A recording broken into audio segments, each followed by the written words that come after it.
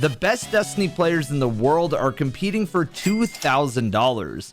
All they have to do is beat these 4 raids with 3 players per team.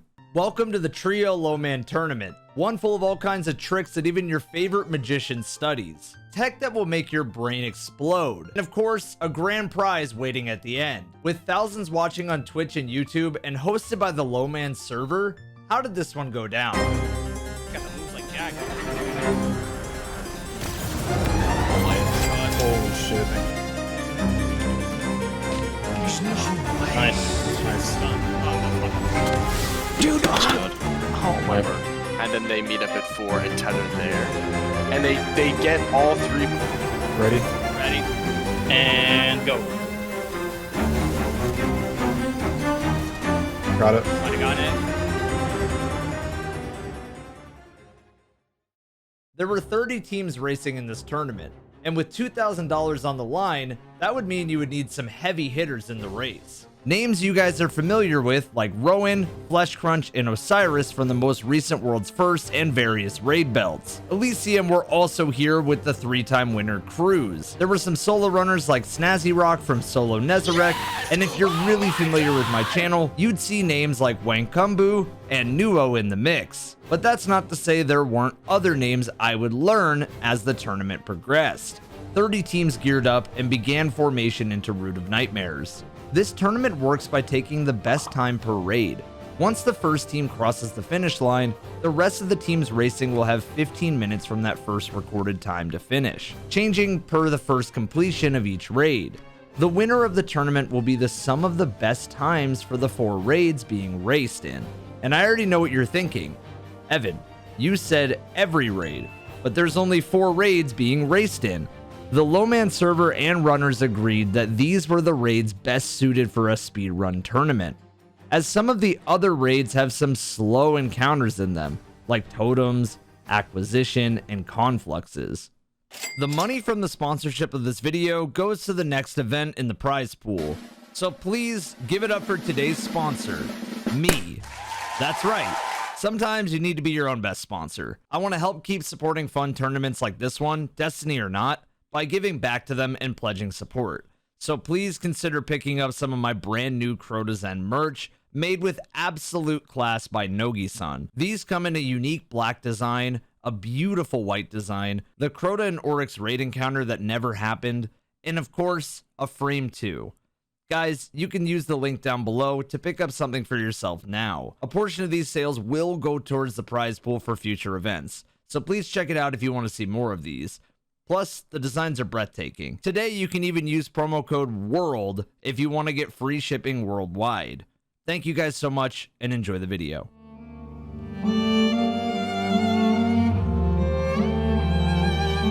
Root of Nightmares was the first raid on the docket, and seeing as Jelly Spotters, a mix of Luminous and Redeem players, currently have the world record in this raid in 16 minutes and 52 seconds, they were clearly the front runners here. Wiped. Yeah, I mean, I was sitting at the final node for 7 seconds. Or not final, but you know.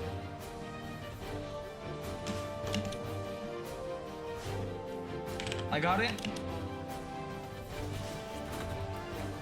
That one was right side. Oh, I'm getting bullied by the barrier down there.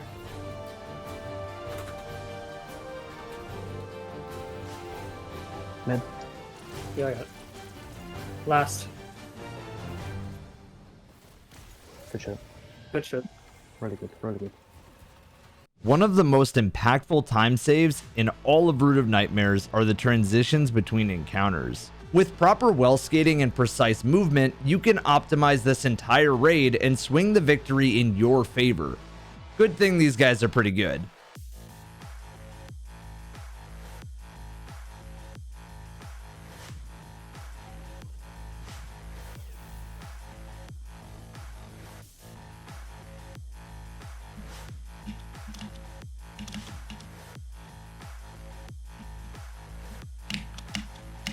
No! Okay, it's just gonna be a bit slow, it's fine.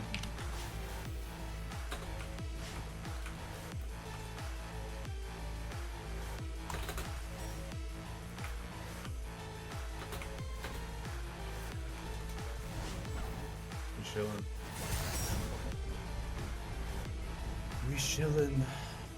You can see here that Rowan is jumping backwards and hitting the load zone, so the checkpoint is registered in the game and the encounter can begin. Guardian down. Don't spawn early. Yep.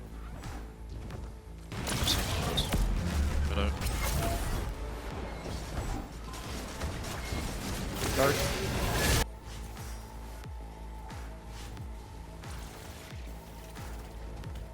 Done momentarily. Good. Probably gonna die again to the check-in though, yeah. I'm here, I'm here.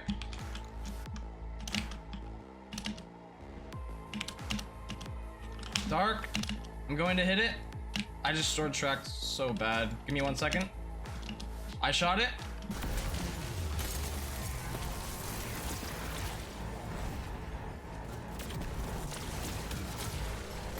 Big guy's still down here, full health.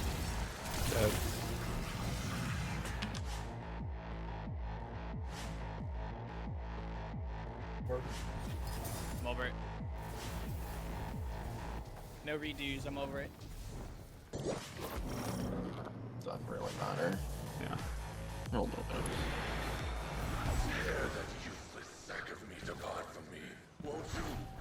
Explicator is where things got interesting, because you needed one player to run both light and dark on the bottom planets, while the other two ran the top like normal.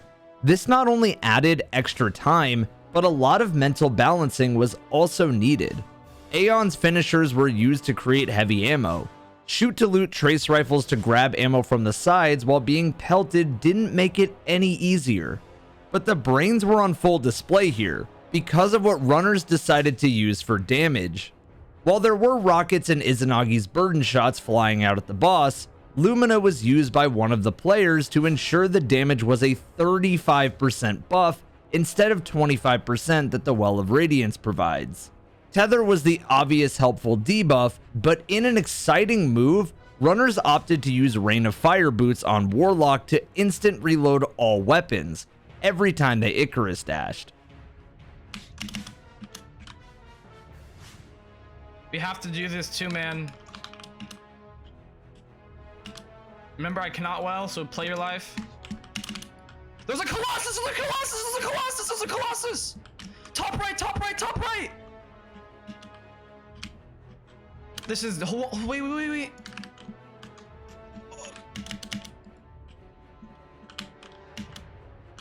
I'm about to die, man. We still didn't send. We didn't send.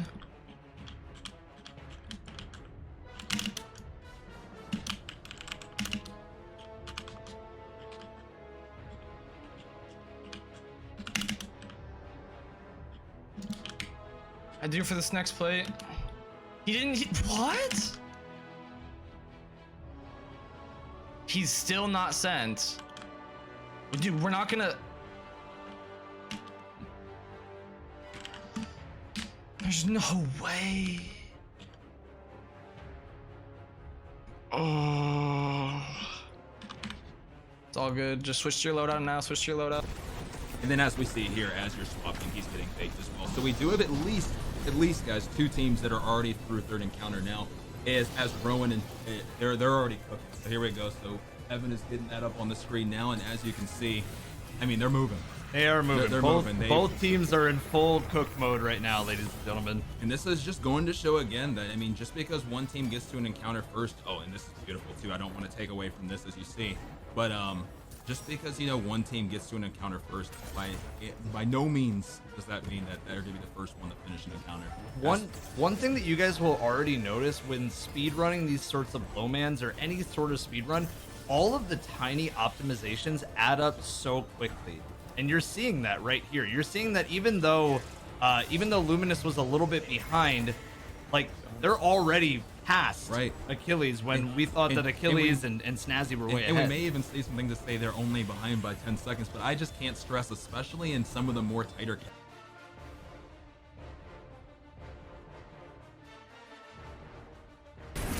Morocco. Nice. Debuffed. Radiance. Go. Lumina. Out of merciless.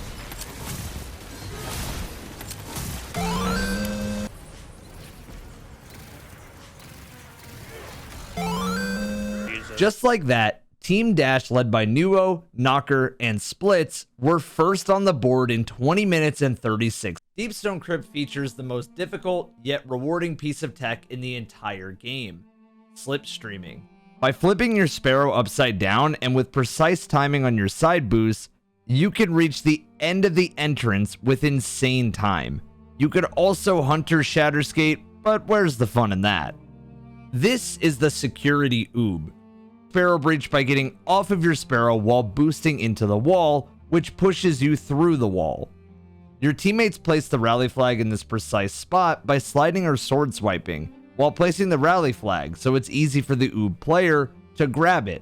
And while the oob player is reading the callouts, another player under is shooting the boxes to progress the encounter. The oob player receives a 35% buff with Bastion. This allows it to 2-shot instead of 3-shot, chunking the servers. Talking to light Knocker. left, light left. No squall. I can help you here, most likely. Light metal, nice. Yep. Right,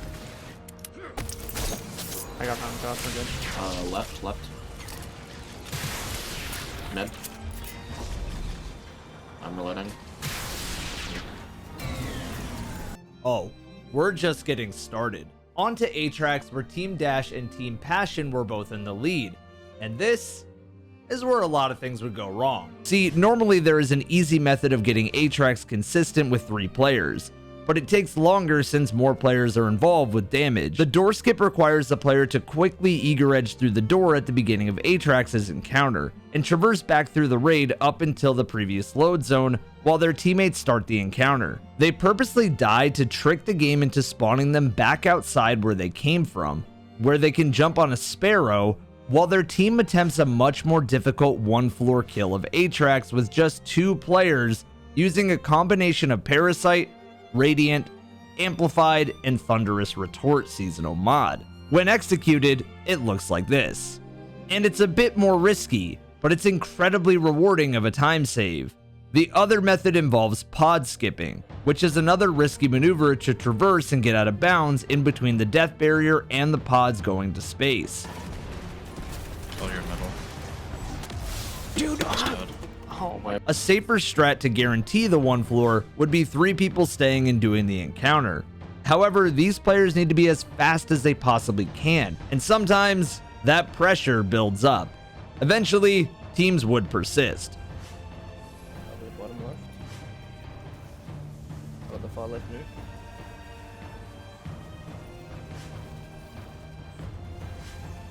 Kirby, okay, no, Yeah, no. no. I forgot your suppressor. Backwards rolls. Quick flipper, please, Jim. Start. Good. Deactivated, but this is last.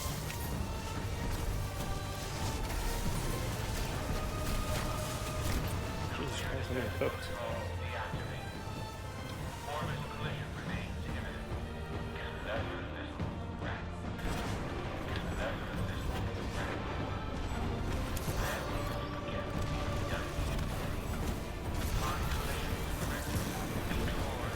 much slower were you? Probably like 2 minutes. I don't have the splits. Hanix is a bit interesting too. Normally you would see teams trapping him with stasis, quite literally blocking this dump truck from backing up, but we need to save time and flawless isn't necessary. So teams opted to die instead of dealing with the timer that locks them out of grabbing the augments. For those MLG strats. With damage incredibly close, it was nice to see a variety of weapons being used in combo with tractor cannon, as well as high mobility to move with the bombs faster.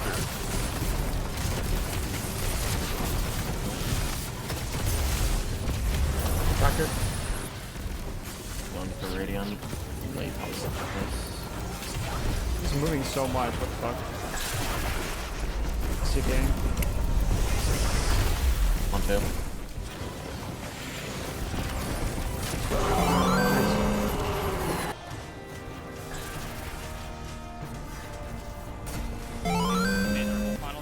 Good stuff, good stuff.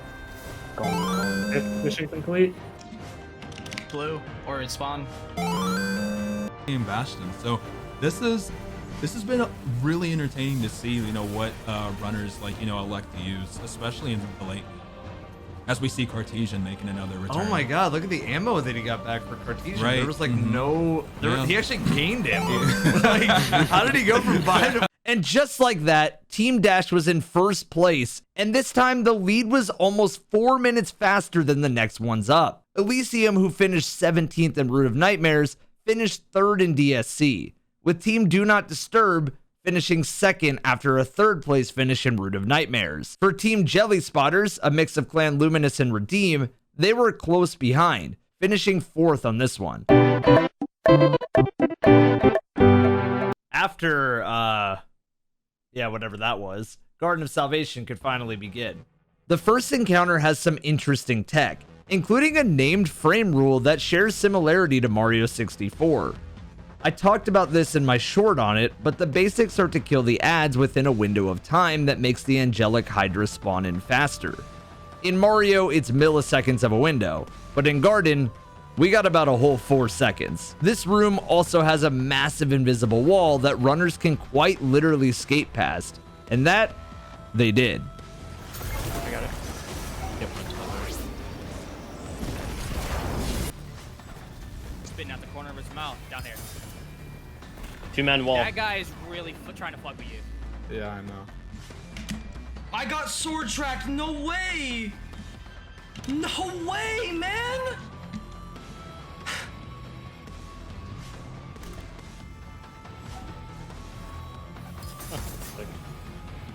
That is the boss down here.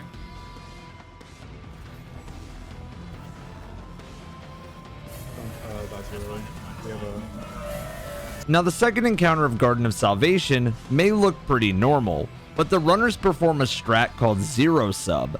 This room is split like an odd baseball diamond. 1 is at the bottom, 2 to the left, 3 on top, and 4 on the right.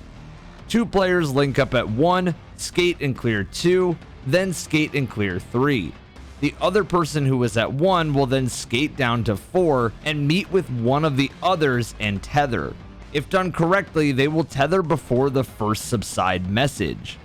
Basically, if your final tether happens before the subside, your next round will have angelics. But if you tether right after, you will not have them. Zero Sub basically just skips an entire round at minimum of no angelics, which is a fancy way to describe a time save.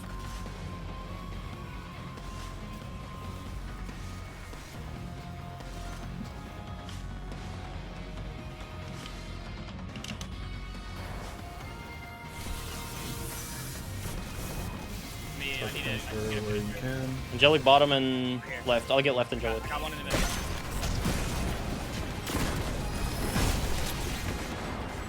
My angelics are bad. There's this one solo, sorry. Good. A hidden piece of why these runners are so talented is something as simple as knowing that you need to leave a certain amount of enemies below a certain threshold to be killed in succession to spawn a Minotaur faster.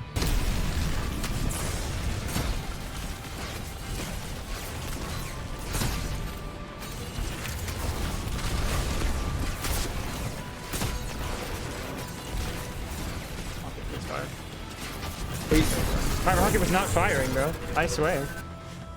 Cracker, go. I don't have my laser loaded. I just got the moon rocket. Never mind, they're just attaching to it.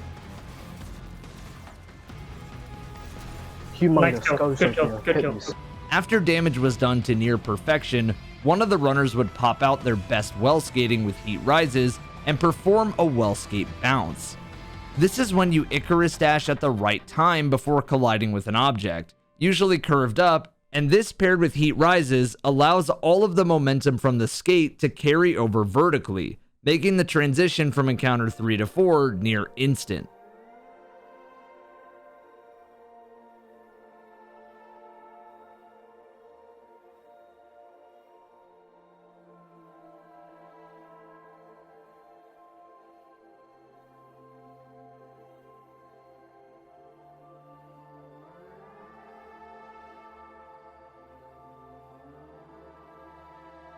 During the run, one of the teams also had to drop from the competition because one of the players' keyboards completely broke. And then they meet up at 4 and tether there. And they get all 3 boxes, or all 4 places up in one wave of ads, basically. And so just so everybody's clear on the numbers, 1 is where. While the unfortunate was happening for some teams, Team Dash was onto something absolutely incredible. Free galley.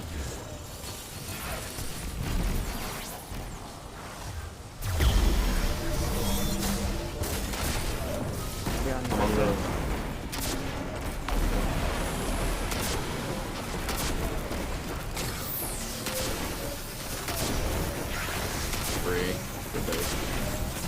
I don't have sword. Checkpoint, higher than. They one-phase Sanctified Mind, using a combination of armor from the raid, precise rotations, and a little bit of luck from Wolfpack rounds. Team Dash was now 3 for 3 on the speedrun tournament, with a time of 17 minutes and 43 seconds, 3 minutes faster than the second place by Team 3 Orb, who went from not finishing DSC to now taking second place here. Grand finale was now all set for Team Dash. All you'd have to do is just not mess up any tricks, and you were primed for the win. They had a lead of 8 total minutes going into Last Wish, but this raid is also the longest and has the hardest 3-man encounter in the game at the very end. Most of this raid is done pretty similarly to what you do with 6 players, outside of trapping Kali and performing this brand new tech at Shirochi. See, normally you just eager edge and slide to get the 4 plates grabbed with just 3 players. This happens because the game allows for a bit of freedom on inputting something like a plate. There is delay when stepping off and forgiveness when getting on. Runners use this to their advantage to grab 4 plates with 3 players. But with a new tech just recently discovered, you can step on, step off, and as the plate is falling down, get back on. If done correctly, the game will read the plate as raised and thus instantly complete all possible puzzle combinations. And some teams opted to do just that.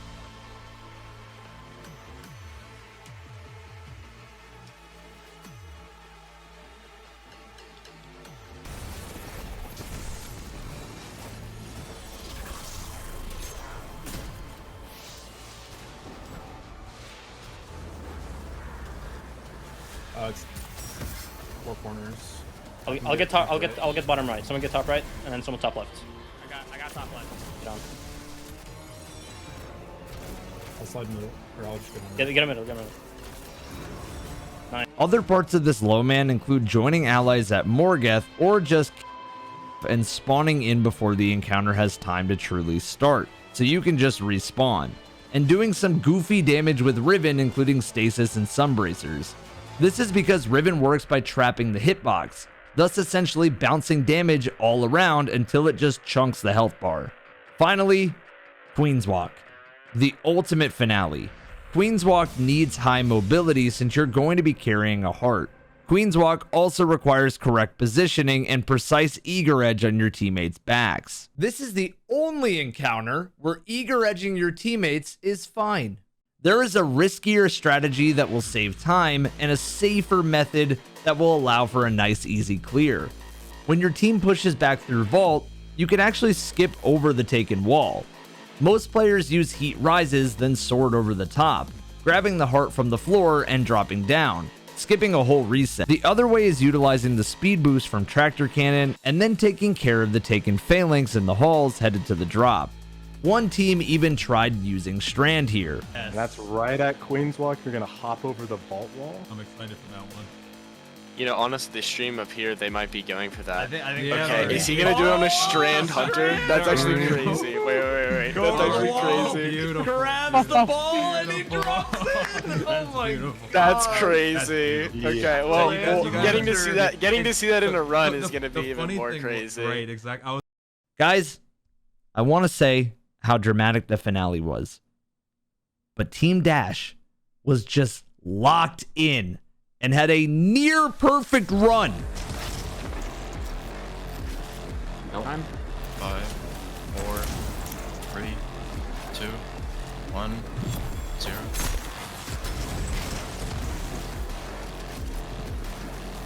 Right. Here.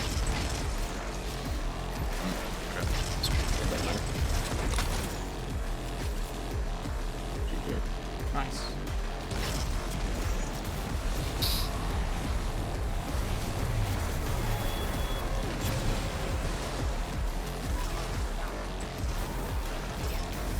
Pick up at like 1, make sure. Yeah. 8, 7, 6, 5, 4, 3, 2, 1. Yeah.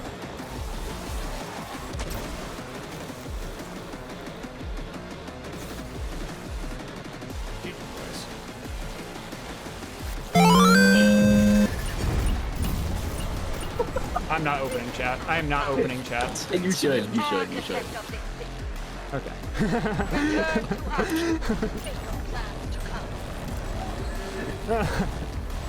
2016. You guys killed it. Yep. And what are you guys gonna do with the prize money now that you won? I don't Going know. to Disneyland? Might upgrade my keyboard. I'm going to Disney World.